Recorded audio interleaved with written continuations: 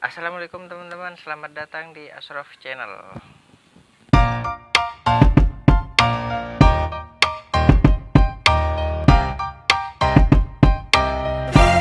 Oke teman-teman, balik lagi di segmen ngopini ya. Pada kesempatan kali ini gua mau bahas tentang gosip. Siapa sih orang-orang yang gak pernah ngegosip? Pasti semua orang itu pernah ngegosip. Ya paling hanya beberapa orang saja lah yang tidak pernah ngegosip gitu. Tapi kalau dipersentasekan itu pasti lebih banyak orang yang suka bergosip. Nah, entah diakui atau tidak, dari kalian ini pasti ada yang tukang gosip meskipun tidak mau mengakuinya, seperti itu. Bahkan lebih anehnya lagi itu, ini menurut gue ya yang aneh, akun medsos yang ngebahas tentang gosip itu followernya lebih banyak daripada akun-akun yang memberikan tentang pendidikan atau edukasi. Ya oke lah kalau yang followernya itu adalah ibu-ibu atau orang-orang yang sudah tidak mengenyam di bangku pendidikan. Yang saya resahkan itu soalnya yang follower di akun media sosial gosip ini adalah orang-orang yang masih berpendidikan gitu loh. Ya memang penting juga untuk gosip ini, memang penting. Nah tapi setidaknya kita lebih mementingkan tentang pendidikan dulu lah. Ya toh apakah nanti kita itu terbentuk karena gosip atau karena pendidikan, kan kita sama-sama tidak tahu juga. Nah dalam KBBI itu gosip adalah membicarakan orang lain atau menceritakan tentang hal negatif dari orang lain tersebut. Dan yang lebih aneh lagi itu, orang tukang gosip ini dia tidak mau disebut ngegosip. Nah biasanya orang-orang yang kayak gini tuh kalimat awalnya ketika mau gosip itu, bukannya gue mau ngomongin orang ya. Nah itu apa kalau bukan ngomongin orang gitu loh. Ya kalau udah mau ngomongin orang ya ngaku aja kalau mau ngomongin orang, gak usah bukannya aku mau ngomongin orang lah segala macam itu. Banyak ya keresahan-keresahan yang terjadi ini tentang gosip, apalagi dengan berkembangnya media sosial ini. Karena gosip itu sekarang bukan hanya antar telinga saja, tapi sudah go internasional. Ya mungkin lah kalau dulu itu orang ngegosip cuman tetangga, sama-sama tetangga gitu. Itu gimana sih orangnya? Itu orangnya gini-gini. Nah kalau sekarang itu gosip udah go internasional. Karena orang yang di Indonesia itu bisa ngegosip dengan orang yang ada di negara-negara lain. Nah makanya saya katakan itu sudah go internasional. Dan yang lebih anehnya lagi itu, kalau tema gosipnya itu lebih sensitif terhadap orang yang digosipkan tersebut, itu otomatis suaranya menjadi kecil. Enggak, bukannya gini. Yang tadinya ngomong itu biasa-biasa aja, ketika temanya itu lebih sensitif maka suaranya itu jadi kecil. Ya bukannya gue mau ngomongin orang ya, tapi kan dia orangnya gini. Itu kan sama aja ngegosip. Di televisi, di YouTube, di medsos lain kayak Instagram, bla bla, Facebook, Twitter, itu isinya tentang gosip semua.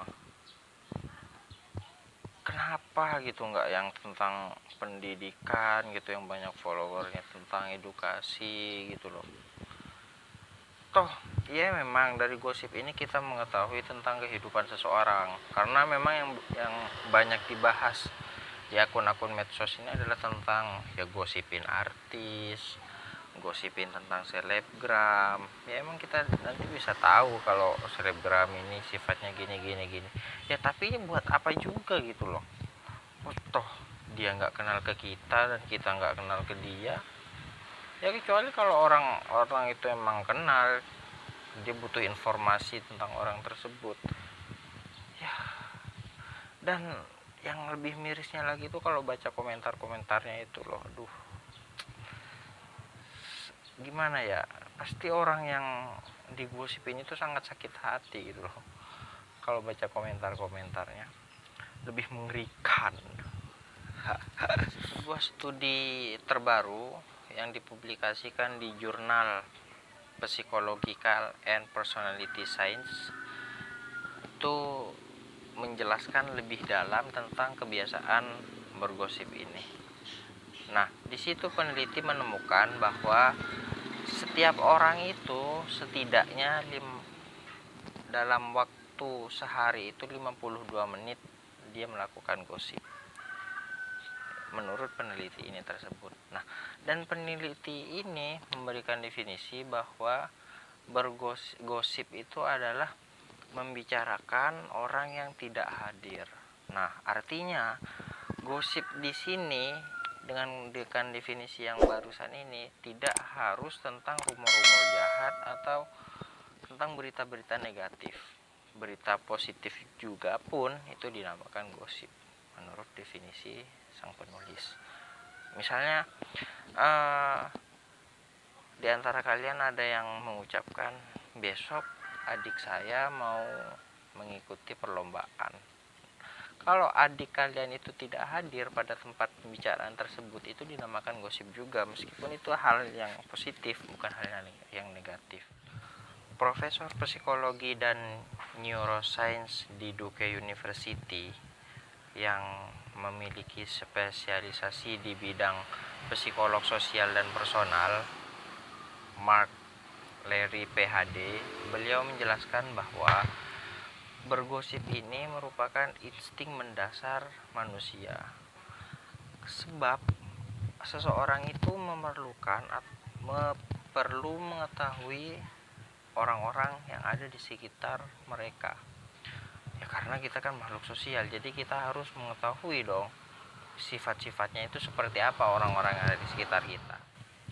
Tapi mirisnya di kalangan kita itu kita masih kurang bisa memfilter terhadap informasi-informasi yang ada, entah itu informasinya benar atau tidak, kan seperti itu. Karena tidak dapat dipungkiri bahwa informasi yang beredar di sekitar kita itu banyak yang sudah dibumbui supaya makin lezat lah, seperti itu. Nah, jadi pada intinya gosip ini di satu sisi bisa membuat kita bersatu, dan di sisi yang lain itu bisa membuat kita bisa mencerai-beraikan kita dalam satu sisi lain.